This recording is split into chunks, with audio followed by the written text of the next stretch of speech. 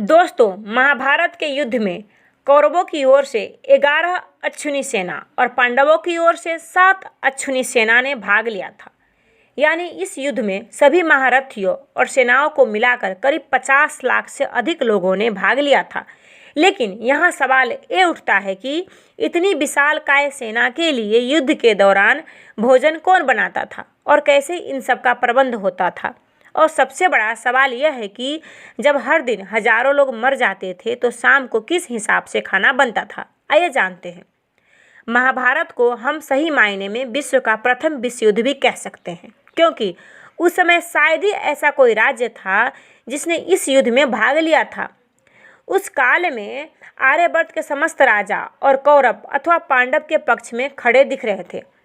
हम सभी जानते हैं कि श्री बलराम और रुक्मी ये दो ही व्यक्ति ऐसे थे जिन्होंने इस युद्ध में भाग नहीं लिया था, किंतु एक और राज्य ऐसा था जो इस युद्ध में होते हुए भी इस युद्ध से विरक्त था, और वो राज्य था दक्षिण का उडुपी राज्य।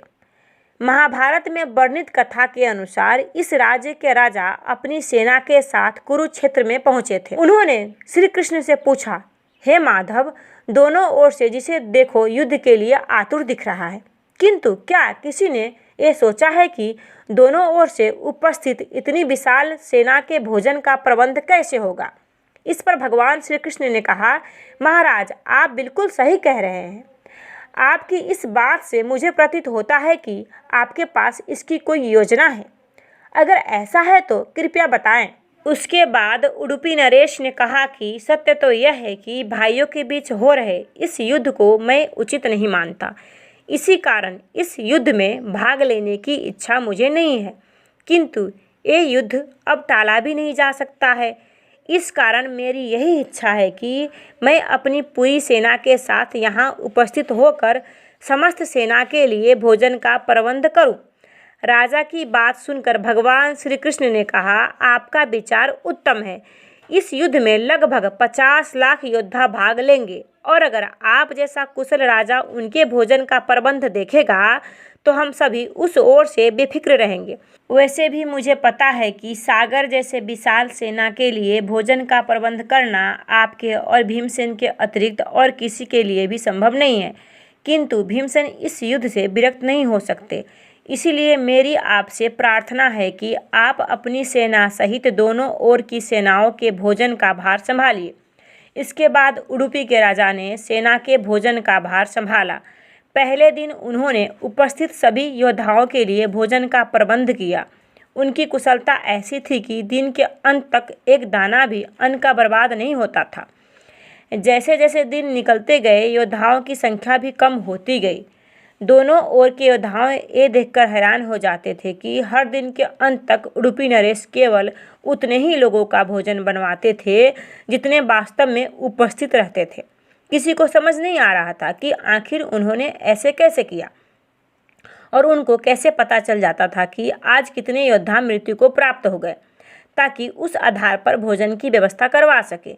इतनी विशाल सेना के लिए भोजन का प्रबंध करना अपने आप में ही एक आश्चर्यजनक बात थी, और इस पर भी इस प्रकार की अन्न का एक दाना भी बर्बाद ना हो, जो एक किसी चमत्कार से कम नहीं था। आखिरकार जब 18वें दिन युद्ध समाप्त हुआ और पांडवों की जीत हुई, अपने राज्य अभिषेक के दिन आखिरकार युधिष्ठिर ने उडुपी राजा से पूछ ही लिया कि समस्त देशों के राजा हमारी प्रशंसा कर रहे हैं कि किस प्रकार हमने कम सेना होते हुए भी हमने उस सेना को परास्त कर दिया जिसका नेतृत्व पितामह भीष्म, गुरु द्रोण और हमारे भ्राता जैसे महारथी कर रहे थे। लेकिन मुझे लगता है कि सबसे अधिक प्रशंसा के पात्र आप हैं, जिन्होंने न केवल इतनी विशाल सेना के लिए भोजन का प्रबंध किया, बल्कि ऐसा प्रबंध किया कि एक दाना भी अन्न का बर्बाद नहीं गया। मैं आपसे इसका रहस्य जानना चाहता हूँ। अपने जवाब में उडुपी नरेश ने कहा कि सम्राट, आपने जो इस युद्ध में विजय पाई है उसका श्रेय किसे देंगे। इस पर सम्राट ने कहा, श्री कृष्ण के अतिरिक्त इसका श्रेय और किसी को दिया ही नहीं जा सकता है, और अगर वह नहीं होते तो कौरव सेना को हराना असंभव था। तब उडुपी राजा ने कहा कि महाराज, आप जिसे मेरा चमत्कार कह रहे हैं वो भी श्री कृष्ण का प्रताप ही है। ऐसा सुनकर वहाँ उपस्थित सभी लोग हैरान रह गए। तब उडुपी राजा ने इस रहस्य से पर्दा उठाया और बताया कि श्री कृष्ण प्रतिदिन रात्रि को मूंगफली खाते थे। मैं प्रतिदिन उनके शिविर में गिनकर मूंगफली रखता था और उनके खाने के बाद गिनकर देखता था कि उन्होंने कितनी मूंगफली खाई है। वे जितनी मूंगफली खाते थे उसके ठीक 1000 गुना सैनिक अगले दिन युद्ध में मारे जाते थे।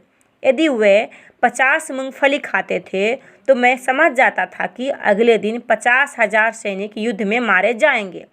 उसी के अनुसार मैं अगले दिन भोजन कम बनाता था। यही कारण था युद्ध के दौरान कभी भोजन व्यर्थ नहीं गया, मतलब बर्बाद नहीं हुआ।